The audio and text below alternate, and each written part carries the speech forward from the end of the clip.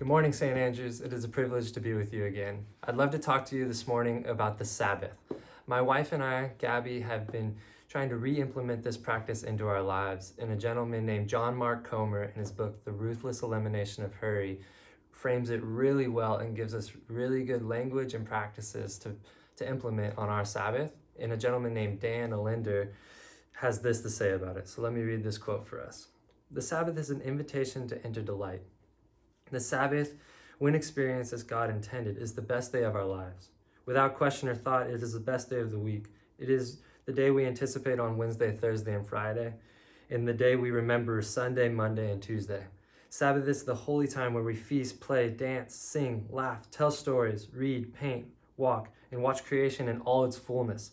Few people are willing to enter the Sabbath and sanctify it, to make it holy, because a full day of delight and joy is more than people can bear in a lifetime, let alone a week. And the Sabbath for us just looks like on sundown on Friday to sundown on Saturday. We get set aside 24 hours to just be with each other. And some practices we have set in place and some rules that we have set in place are to not set an alarm, to have no agenda, to not plan anything, to read a book that is life-giving and not too thought-provoking, and to just sit and enjoy what is happening around us, whether that be a day at the beach or a walk at the park, or honestly, maybe enjoy one of our favorite TV shows. It is something that is just not typical that we do Sunday to Thursday, but something that is just a little bit less mind-provoking.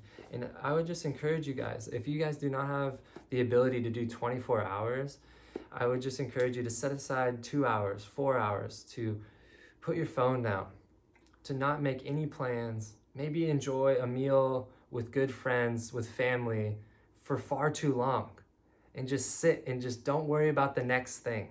And why we see this as such an important thing is, one, we found ourselves so tired and dragging our feet along the ground that we just couldn't find energy for our community, for the people we love the most. We just felt like we were giving them our leftovers. And sadly, we were giving each other our leftovers and ourselves. And so we just really sat down and thought about the value of how much we love those around us and how much we love each other, that we wanted to give each other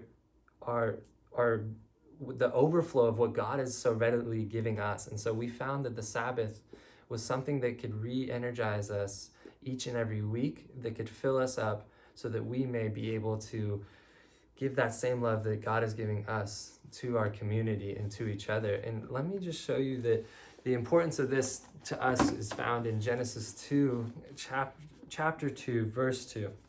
And let me read this for us. By the seventh day, God had finished the work he had been doing. So on the seventh day, he rested from all his work. Then God blessed the seventh day and made it holy.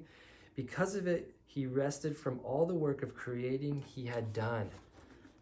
And so one, God rested. And two, he blessed the day and made it holy. So that just gave us a little bit of importance and honor for the day, because if the God of the whole entire universe rested and actually enjoyed and delighted in what he had created, why would we skip out on that? And so obviously we're not perfect at this, and we don't do it every week, and we don't do it perfectly every week, and there are interruptions. And that's part of the beauty, is allowing yourself to be interrupted, but also protecting it and making it holy and sanctifying and finding that balance and that tension. And I would just encourage you to sit with those you love and talk about what a Sabbath could look like for you, or what some time set aside intentionally with no agenda, no phone, and just time to be and enjoy and delight. So have a wonderful day, St. Andrews.